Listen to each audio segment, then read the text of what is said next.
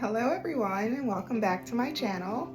My name is Brooke and today I want to talk more about my fertility journey, and specifically today I want to talk about my successful implantation with an autoimmune condition of endometriosis. And I thought it was important that I get on here today being March 31st, and March is Endometriosis Awareness Month. So today's really the last day for me to help bring awareness to this condition.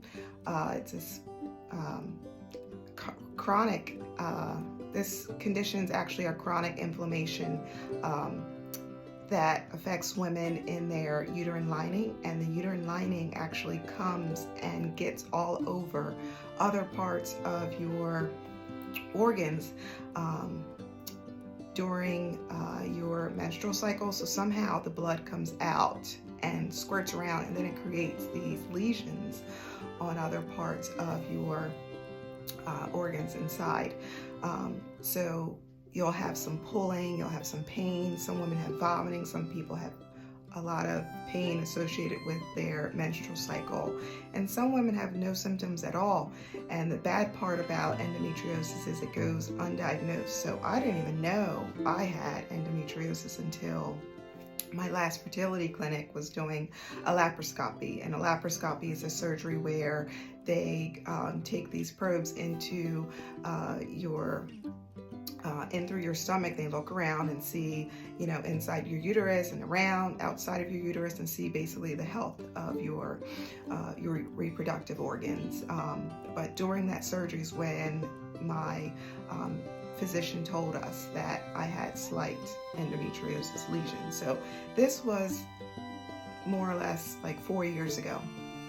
And so, during my period, some women have a lot of pain.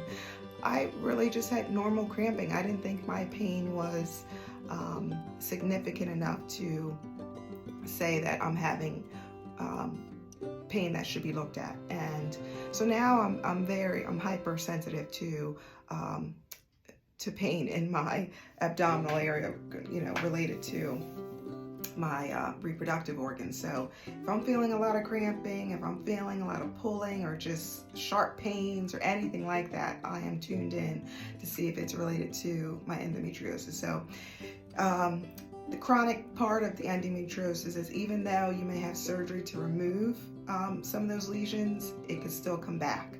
So it has not been a condition that they have diagnosed as categorized as autoimmune condition, but it certainly is related to inflammation. And since I already have another autoimmune condition, I have in the past I had hyperthyroidism and or Graves' disease, and that was my thyroid was removed through iodine, radioactive iodine, and then from then on I was considered hypothyroid because I don't have my thyroid function. So I take hormone replacement for the rest of my life. But so with those two autoimmune conditions, it's sometimes more difficult to get pregnant, even just with that. So with my last transfer, it was a success. And that's, half the battle, being able to have your embryo implant. So I want to go and all the way back to how we got started in this cycle with this last embryo. So if you go back in my first two videos, you'll see in IVF story part 1 and part 2 that my husband and I had some challenges getting pregnant and having the embryo to stick and go full term and be viable. So what we did with this last cycle was we used donor eggs. So out of those donor eggs, we did have ICSI performed, and we did create an embryo, healthy embryo, and we implanted that. So what you do is you go through your fertility clinic and they get your uterine lining ready to receive that embryo. So that's what we did back in December. So I did the whole workup, my baseline ultrasound, did all my hormones and injections and stimulation drugs, and my transfer was scheduled for December 28th, 2021. So mind you, this is still during the pandemic. I had, Christmas is coming up, so I decided, yes, I want to do my transfer right after Christmas, right before the new year. I don't want to wait much longer after that. I felt as though I was ready to go. So great, everything's scheduled. We went and we carried on. We had Christmas parties, and the funny thing about that Christmas party, so my family had a Christmas party, and for some reason during that party we weren't wearing masks. Usually at Christmas, at any kind of family gathering, somebody has a mask on. We're masked up, and I was unvaccinated at the time. So, with everyone being in the house during Christmas, it's cold here on the Northeast. We're in close proximity, and somebody had, the Omicron virus when it first came out, and they didn't know it. So they were at the party, it's spreading around, and I got COVID-19. And mind you, I'm preparing for my transfer, so you cannot have any kind of illness that's going to interrupt your immune system, because you need your body to be completely healthy to accept the embryo. So, right after the Christmas party, my throat's getting itchy, get all the symptoms, get the test. I had COVID. Was at, my father and mother-in-law's house, got the email saying you have COVID. I just busted out crying, ran out the house, and I had to deal with it. And with your clinic, they are testing you at least 3 times to make sure you don't have COVID.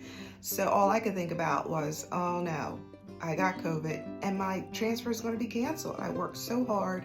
I'm ready to go. We have this beautiful embryo. I've done everything. I've done all the things. And when I say all the things, work with my fertility coach. You prep for your transfer. So you're drinking tons of water, you're exercising. I do moving meditations or meditations.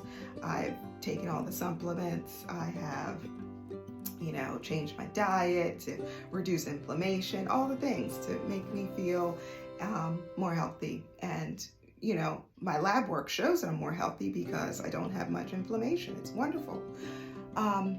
So that's how I had to deal with that. I had to get through COVID. So, that takes 10 days to really cycle through your system. So that was the middle of December when I had COVID, and I had 15 days before I was going to be tested again. But they tested me and they said, oh no, Brooke, we're going to have to delay your transfer because you have COVID. And I said, well, I've gone through, at this point when my clinic had tested me, I was maybe 6 days out. So I said, you know what, most of my symptoms are gone. By the time I come in for my transfer, the COVID should be completely out of my system. I'm really ready to go. I'm going to get tested again, and it should be obvious that I'm no longer, I forget the term, but basically spreading the virus. It's no longer active. So that's what happened. I retook the test. It came back negative. And my clinic was like, no, we think we should hold off. We're not going to schedule it. So I was just devastated. I was like, no. So anyway, I go to the clinic for my blood work, and that's when the nurse said, you know what, the doctor said, you are past, so many days, we can proceed with your transfer. Because she knew I was really upset and I really wanted to do it. So went in for the transfer, and was feeling great. I mean, as soon as I walked out of the clinic after having the transfer, mind you, this is what I had maybe 14 transfers at this point, so I know what it feels like. I'm an OG when it comes to feelings and what it feels like. And so more or less, as soon as I walked out, I started feeling I don't know if it was the progesterone, but you start feeling the prickling right away. I was like, wow, I hope this is something. So I drive home from New Jersey, back home 2 hours, and I relax and I take it easy, and I am just enjoying the fact that, the embryo's here, we're ready to to get the results that our embryo has implanted. So you just take the time over those, not even 2 weeks, at 9 days before I get my pregnancy test. So just taking it easy, not doing anything, no working, just working from home. And so day by day, I am journaling that, you know, I can feel this, I can feel that, I can feel this. And when I say things that I feel, just little prickling, so like little pulls. And it's very, very, very, very slight. Like I wouldn't even notice, but because you're hypersensitive to what you're feeling during IVF, during your transfer, during your 2-week wait, you know, you feel it. And I was like, thank God I feel it, because I really want to know that something's happening and it's not just, you know, the progesterone giving you the cramping and the prickling. It's actually the embryo implanting. So this was the first time that I said, you know what? I'm not going to test. It's really disheartening to test, because if you get a positive test, then you want to keep testing. Or if you get a negative test, you feel really depressed and you still want to keep testing. And they tell you not to test anyway, because, you know, it could be a false positive, false negative. So this was the one time I didn't test. And I get to day 9, go in for my blood test, go to my to the LabCorp and do my blood work. And then the next day they actually get the test results back. And, you know, mind you, all this time I'm still feeling the pulling, still feeling the prickling, and, you know, I'm feeling great, feeling like, you know, the embryo's probably implanted. I'm feeling really good. So I got the email first before the nurse called, because when you test with LabCorp, they actually send you your results through your portal.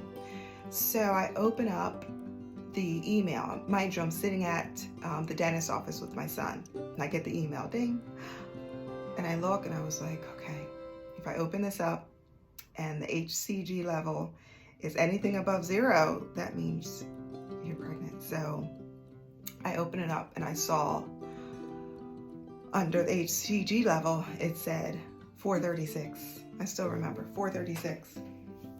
I was like, oh my God. I'm sitting in the dentist's office like, oh my God, I knew it, thank God, oh my God, I knew it. Thank God, finally.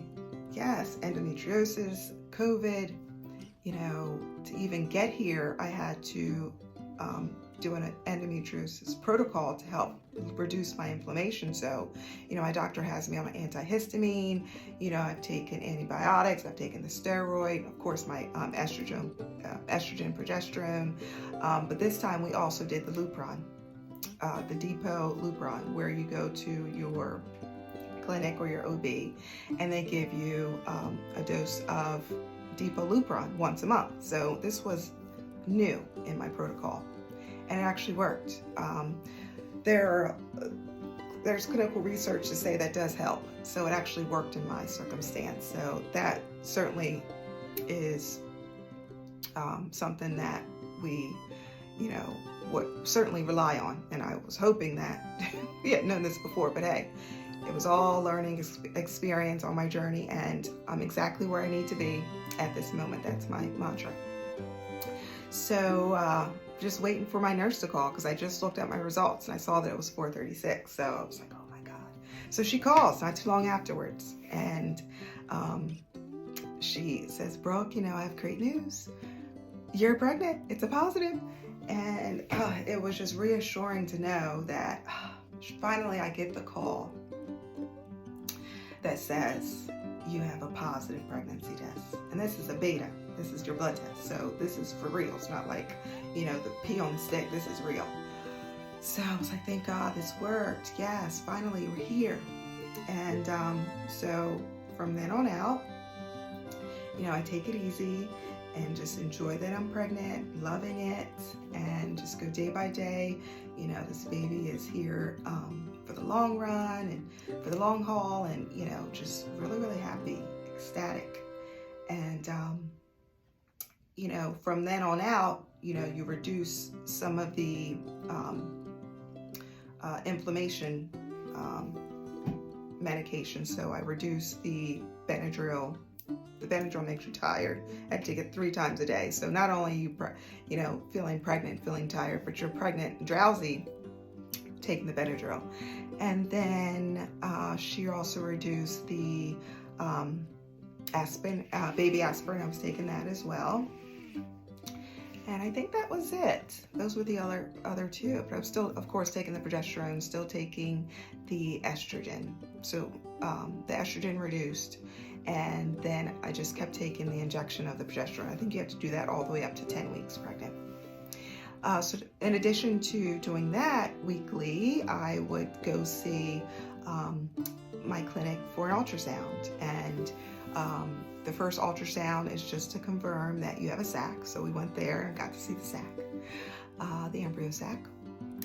Then the next week I went in to confirm the heartbeat. So yes, got to see the heartbeat, baby's heartbeat. And then after that you go and you confirm the heartbeat again and the due date. So go in for that visit, heartbeat, and heartbeat strong, and we had a due date. Due date was September 2022. And so in the meantime, I, just continue my activities as normal. I've, gone back to doing light workouts, gone back to, being able to leave the house comfortably and feel like I could go on a walk and, just taking it easy. But in the meantime, I was bleeding. I did call my nurse and let her know that I was bleeding. And that was really concerning. I was like, oh no, why am I bleeding? With my first 3 pregnancies with my kids, I didn't bleed. So I'm like, well, what does that mean? Does that mean it's miscarriage? So she told me no, it's actually pretty common. She said no intercourse and take it easy, so no exercise. So basically she reduced my activity. So I stopped, I slowed down, the bleeding kind of slowed down.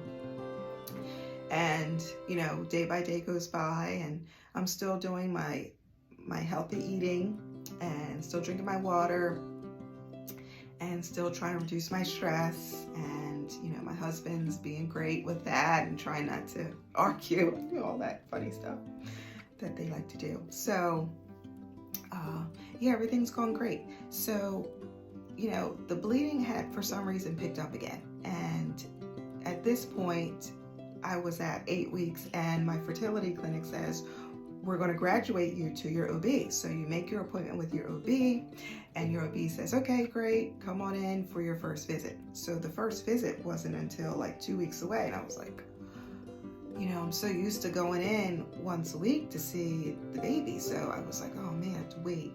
So 2 weeks comes and that weekend was weird because, there was more bleeding. And I was like, why am I still bleeding? And, I called the on-call doctor because it was the weekend. I said, well, are you having any cramping? And the cramping really wasn't that bad.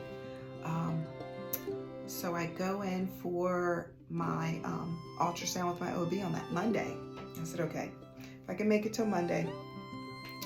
But I just wasn't feeling the same. Like when you're pregnant, you realize that, some things change biologically. Like there's other women that say they start having vivid dreams. I was having the vivid dreams. I mean, these dreams were like, you wake up and everything was like, bam. And it's such a vivid remembrance of what happened in your dream. And everything was just like a fullness. It wasn't bits and pieces. It was a full dream that you could remember and recall. And when I woke up that Monday, it just didn't feel like that vivid dream was there. I didn't feel as much of the prickling and the pulling, and I was just really concerned. So when I go in for my ultrasound, that's where I got the big surprise, huge surprise. And that's where I was devastated that the embryo no longer had a heartbeat. So I'm gonna talk more about how I coped with that loss in another video, because I really just wanted to focus on what I did for my successful implantation of this last embryo. So yeah. But other than that, you know, the successful implantation was what we want to repeat, what we want to recall going into this next cycle. So I'm going to continue to do all the things. My doctor's going to continue all the same medications, the same protocol. But I do want to get back to learning how to take care of my body that supports reducing the inflammation related to endometriosis. I am currently on a number of supplements that help support my body to be optimized. And I think that's important. You know, you just do all the self-care things, all the things that make you feel good, you know, more or less like you even doing dry brushing. I love doing that, you know, just to help rejuvenate my skin. You know, I'm taking showers and the last 30 seconds I turn it to cold water to help, you know, my mitochondria refresh and renew and reinvigorate my mitochondria. So I'm doing things like that. Even acupuncture. I did acupuncture. I only could do it the week before my transfer because mind you, I had the COVID going on. I was trying to get over that, and you know, you're just supposed to be isolated. So I had to do my acupuncture really quickly. Couldn't even do it 2 weeks prior to my transfer, but I had done acupuncture in the past, and this is with an acupuncturist who actually uses the needles. So for fertility, they actually do the needles in your abdomen, your forehead, your ears, and that's the locations they do to bring blood flow. So it's great. You lay there, you relax, you listen to music, you smell nice aromas, and it's a beautiful experience that I had never known acupuncture to be until I had gone through this fertility journey. So I loved it. Now, there was one of my other transfers I had done, the laser acupuncture, and I did notice a polar opposite. I really didn't feel the blood flow increase as I do when I have the needles. So when you have the needles, you know it's a needle, so you feel a little bit of a prick stick when they, you know, put it in, so that's immediately blood flow. But when the laser, it's more or less the laser's on your skin, and it might get it like a little bit warm, but it just didn't feel as good to me as the needle. So my clinic does offer the laser acupuncture before your transfer and after your transfer. So I paid probably $200 for that during my last transfer. And unfortunately, that embryo didn't stick. And there's no guarantee, but I don't think I would repeat that. I'll just stick to the needles. I like that. And I also had done the basically the diet that helps to reduce inflammation. So that's more or less removing gluten, removing dairy, and these are things that are related to when you have autoimmune condition. They say that gluten and dairy actually aggravates your immune system, because your immune system already has to fight off the your body attacking itself from your autoimmune condition, but let alone you have gluten and dairy be insults to your system. So for the most part, I try to avoid those food groups, gluten and dairy, and then sometimes I even go as far as like the autoimmune protocol. I think I may try that again, just to help reduce inflammation as much as I can before my next cycle. So I've done that Whole30, I've done the egg quality diet, I have done the green smoothie diet, the 10-day detox, I've done that. I've also just more or less just removed those gluten and dairy for the most part. And I think that has helped tremendously. In addition to having a morning routine. So my morning routine consists of, I don't drink coffee anymore. I don't even go to Starbucks. I used to love Starbucks. one of these coaches let me talk to a doctor, and he was like, nope, cut out the Starbucks. So I did. And, you know, you just find other things that are soothing for your morning routine to help you feel awake, rejuvenate, whatever you need. So I take electrolytes now. Electrolytes actually make me feel like I can go roller skating. That's how much energy they give me. So, you know, I don't really need the coffee or the tea anymore. I do still like matcha. I will enjoy that every once in a while, a cup of matcha or matcha smoothie. Those are really good. And then I also, as far as my morning routine goes, the meditation in the morning, my movement, so whether that's walking or a 30-minute sculpt or light cardio, I love doing that. And a lot of these doctors tell you that you should have movement when you're going through your fertility journey. So, you know, when you're getting ready for your retrieval, you're getting ready for your transfer, that's what I do. So, you know, feel free to let me know what your morning routines are and what actually helps you if you have this condition of endometriosis, and how your eating habits have changed. I'd love to share and hear more about that. Love sharing what I do. And I'll go more into what my specific supplements are. I'll pull out a list and go through what has been recommended for me to do. That's been really helpful. But yeah, so I hope you've enjoyed this little short story about how we did have a successful implantation for our last embryo transfer.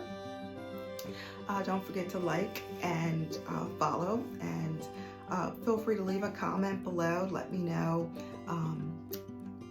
you know, how your journey with endometriosis or your IVF journey, ICI, your natural fertility journey. I love to hear all about that. I want to share, and I think that's what this platform is great for, because that's what I used to come to YouTube for. But I felt as though I had so much experience in this journey to share. I wanted to make sure that my voice is out here as well. So hopefully this helps you and we can help each other. So thanks for tuning in. I'll see you next time. Bye.